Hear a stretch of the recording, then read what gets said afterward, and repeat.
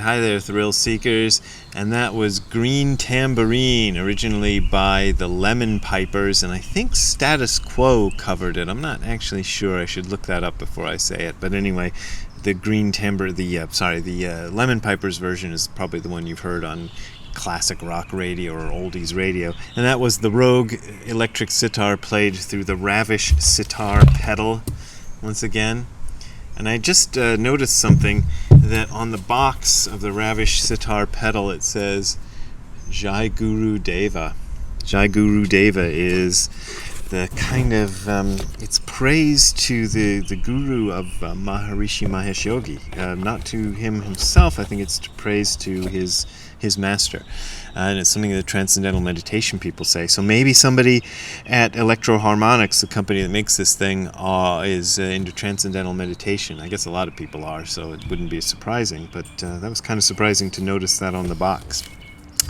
Also, I have a little thing from my collection I wanted to show you before we get started. This is the Vincent Bell album, Pop Goes the Electric Sitar.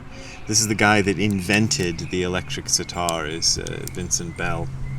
And he was a session musician who played on a lot of stuff, and I guess he was often called upon in the 60s to play a sitar on different tracks. And because it was kind of a pain in the butt to play the sitar, he invented the electric sitar, which is a lot easier to tune and a lot easier to carry around, and kind of sounds close enough to a real sitar to fool most people. So this is the album he made to promote his own invention, which is basically the same instrument I have there, although made by a different company.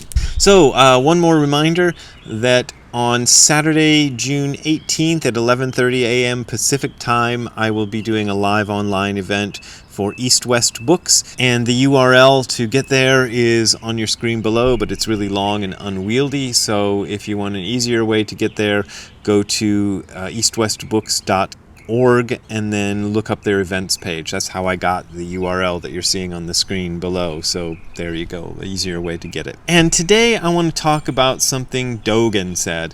And this was brought up to me by one of my Patreon supporters, so you'll see at the end of this video how to support me on Patreon.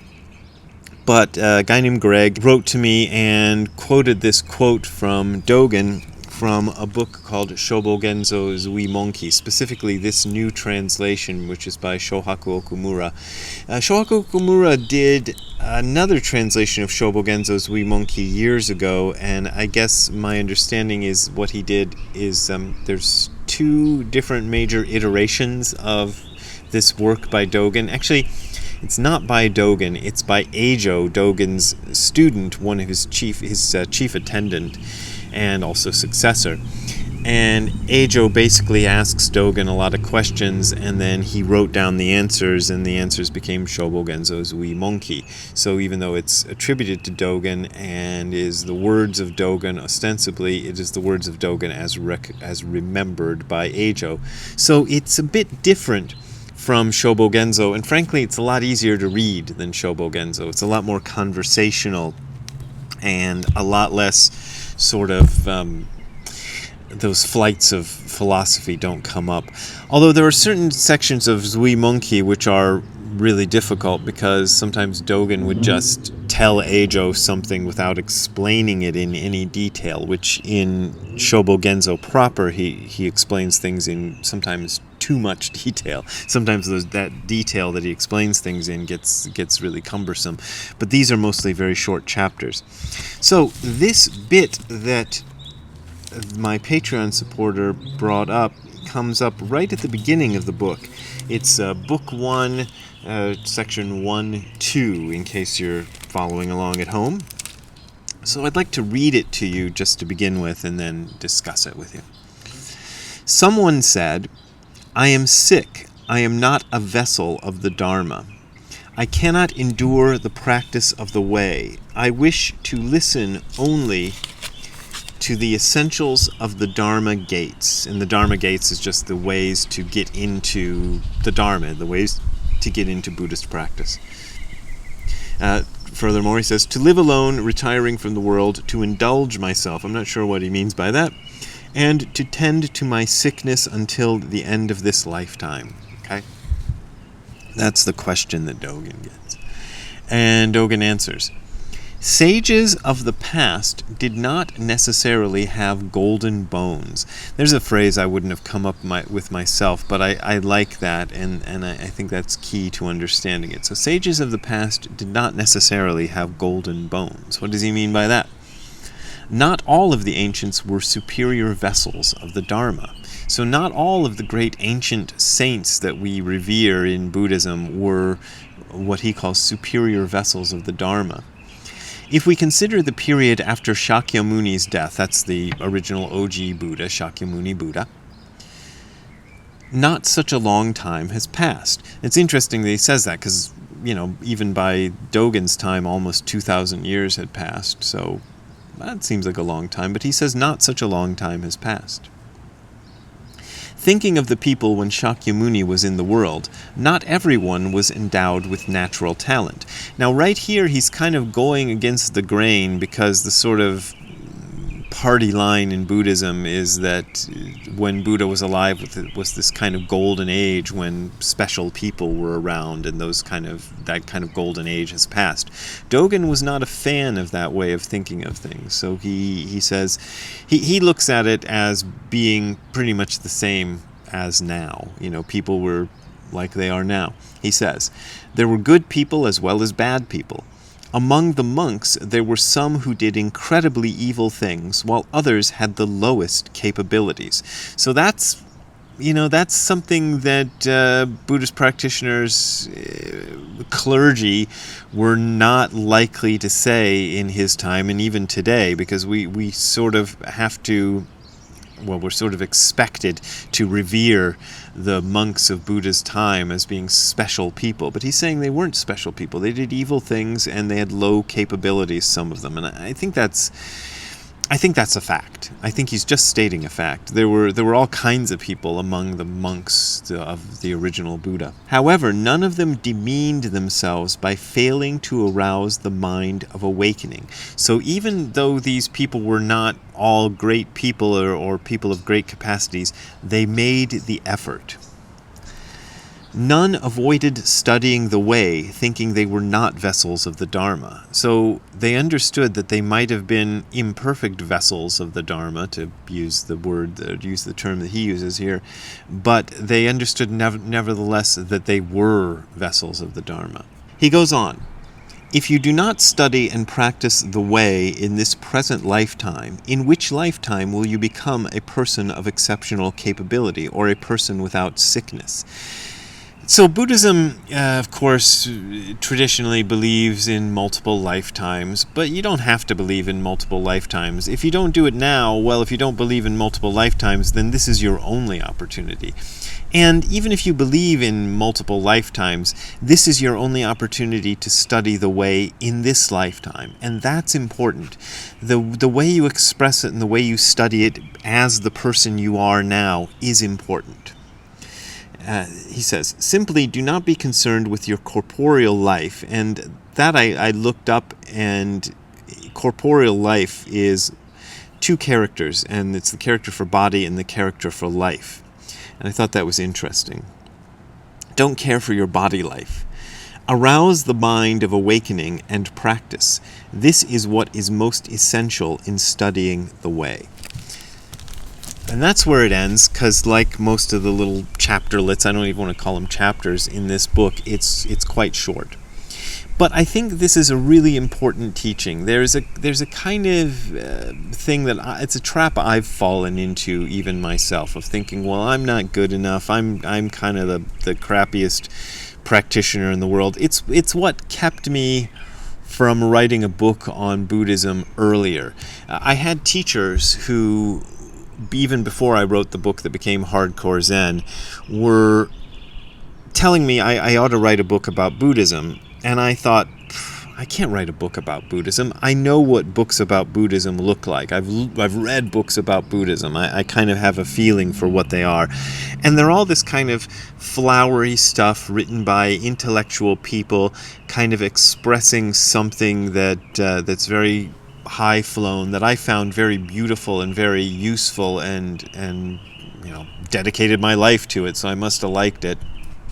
But I thought, I can't write one of those books. But what I did instead, after kind of being pushed into it by my teachers, was I thought, well, I'll just try to write the kind of book on Buddhism that I would write, you know, see what happens. I was kind of, when I wrote Hardcore Zen, I wasn't thinking of publishing it. I tell this story a lot, so people who watch my videos have heard this, but anyway, I wasn't thinking of publishing it. I thought about giving it to my nephew, who was then 14 years old. I thought about maybe Xeroxing a few copies and putting them out at Tower Records, which at the time was still in business. You know, Tower Records is still in business in a lot of countries outside the U.S. They went out of business in the U.S., but they're still going strong in other countries.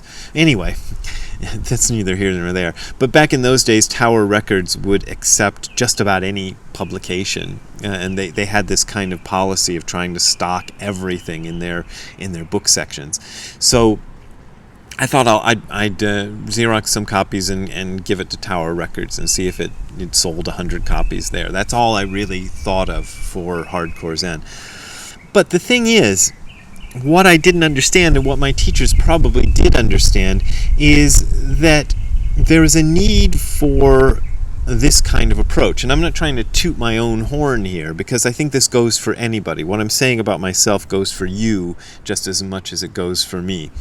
But let's bring it back to my own case, because that's the one I can talk about most clearly, was that there was a need for this. There was a need for Buddhism as filtered through the consciousness of this kind of not so smart, but not so dumb, you know, average Midwestern American person in the early 21st century who had a background in punk rock and who liked sitar music and all of this stuff. There was a need for that kind of approach, because there are people. Well, you, dear listener out there in YouTube land, are probably a good example. You know, there are people who are not gonna, you know, there's plenty of YouTube channels you could be watching about Buddhism, which would be more along the lines of what the kind of books I was reading back then about Buddhism, which is this kind of, you know, the videos. Let's talk about YouTube, since you're watching this on YouTube. Their videos are hours long, and they're very sedate. Sedate's probably not the right word. They're very calm and peaceful, and they present a very detailed view. And there's a guy in robes, and he's got some incense going on behind him, and his head is shaved, and he's talking in very nice tones, and he's using big words, and I watch those kind of videos, actually. But I know that not everybody can. Not everybody's got the time to spend, you know, an hour and a half or 2 hours watching a lecture about Buddhism by some person who's got a title and Roshi after his name and all this other stuff, who's going to watch this, you know, who's going to watch the thing with the sitar music in the beginning, and the guy with the Houlihan and Big Chuck t-shirt that I made myself. You guys probably don't even know who Houlihan and Big Chuck were. Well, they're still both around, but they're not doing what they used to do. They were horror movie hosts back in Cleveland in the 70s that I used to watch. 70s up until, Big Chuck still continued to show well into the 2000s. I think he retired in 2007. Even though he still kept doing it anyway, even after his retirement. Sorry, neither here nor there. But just these ordinary things. And some people can appreciate that approach more than they can appreciate an intellectual approach. And as I say, this doesn't apply just to me, it applies to everybody. So just because you don't have golden bones, as Dogen puts it, doesn't mean you shouldn't practice. And you practice the way of saints by realizing that you're not a saint, but it's good to imitate the behavior of saints. That's kind of what I try to do, and that's what this channel is about. And I just thought that was a nice message to bring you, and I don't have much more to say. This is a good translation of Shobogenzo Zuimonki. It's a little expensive, but let's see. $49.95 in hardbound. There are a couple other versions of Shobogenzo Zuimonki out there that you can get for cheaper. They're also really good. You might not need this version. You might be satisfied with one of the cheaper versions. So if you want to get a little bit of Dogen that's easier to read than Shobo Genzo, then Shobo Genzo's Wee Monkey might be your answer. So I know it's a hard title to remember, but there you go. It's on screen right now, Shobo Genzo's Wee Monkey. And as I say, there's other versions than this one. And there's even another one by Shohaku Okumura, if you want, that's older and cheaper and is a translation of a different iteration of the text from this one. But as far as I understand, they're both iterations of the text are considered equally authentic, so it's not as if this one is a more authentic version or anything. They're just different versions. Anyway, there you go. So that's what I have to say for today. So don't worry that you don't have golden bones. And if you want to support me being able to buy a set of golden bones to put in my living room, no, I'm not going to really do that. But anyway, I'll just buy Ziggy some food and myself some food. You can go to the URL that you're seeing on your screen below, which is hardcorezen.info/donate. That is hardcorezen.info/donate. There you will find links to my PayPal and Patreon accounts, and those are my main means of support. As I mentioned yesterday, I got a royalty check from Wisdom Publications for a year's worth of sales of Hardcore Zen, and it was $1,000, which is not the worst thing in the world to happen, but that's what I make from that book, and what I make from my other books put together usually equals about the same as what I get from Hardcore Zen. Hardcore Zen outsells everything else until you make my new book, The Other Side of Nothing, a million seller, and kick Hardcore Zen's butt, because I think The Other Side of Nothing is a better book. Anyway, those are my main means of support, is your donations. That's the point I'm trying to make, and I really appreciate your donations, but as always, I offer this for free, so you don't got to donate if you don't want to donate. Oh, and I keep forgetting to mention, I put up a new podcast yesterday. It's called God is Closer Than Your Jugular Vein. So I'm going to try to get... I was slacking off with the podcast, then I got back into it, then I slacked off again when I moved house. But now that everything's more settled, I'm going to try to get the podcasts up more regularly. And if you have any requests for podcast stuff, let me know. We will see you next time. Have a good time all the time. Bye. Hey, Ziggy, do you have golden bones? No, but you got kind of golden hair, don't you? All right. We'll see you later. Bye, Ziggy.